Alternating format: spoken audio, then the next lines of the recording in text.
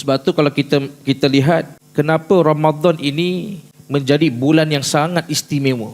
Kan umat yang terdahulu sambut Ramadan seawal 6 ke 3 bulan sebelum.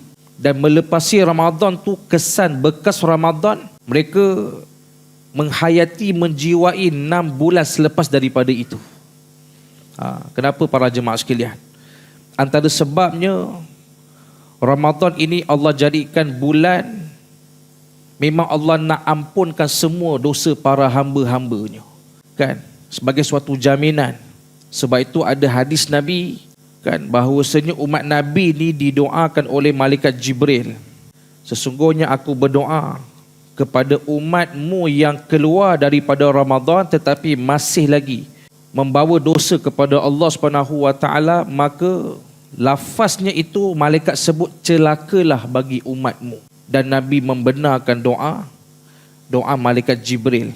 Maka membuktikan kepada kita Ramadan memang bulan siapa yang banyak dosa masuklah padanya dan mintalah ampun dengan ampunan Allah Subhanahu wa taala.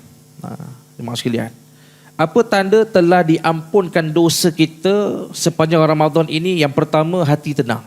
Susah macam mana pun hidup kita, terbelit macam mana pun masalah kita, berat macam mana pun kan musibah yang menimpa pada kita, tapi hatinya tenang. Kan? Susah tapi tak rasa susah.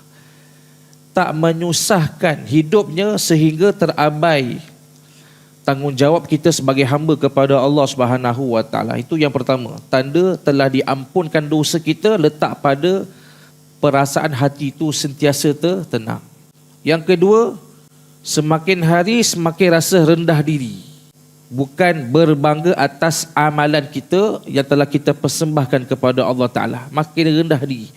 Rasa makin tak layak, makin banyak berdosa, makin banyak buang masa. Hakikatnya mengisi masanya dengan beribadah pada Allah Ta'ala.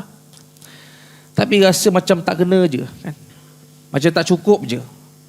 Maka ini tanda yang kedua. Memiliki sifat kerendahan hati. Ataupun dalam bahasa lain, semakin beradab, semakin berakhlak sepanjang kita berada di bulan Ramadan Al-Mubarak. Rasa buang masa je macam tak kena je, macam buang masa je. Padahal baru baca Quran tadi tu. Ni orang-orang yang memberi kesan bekas.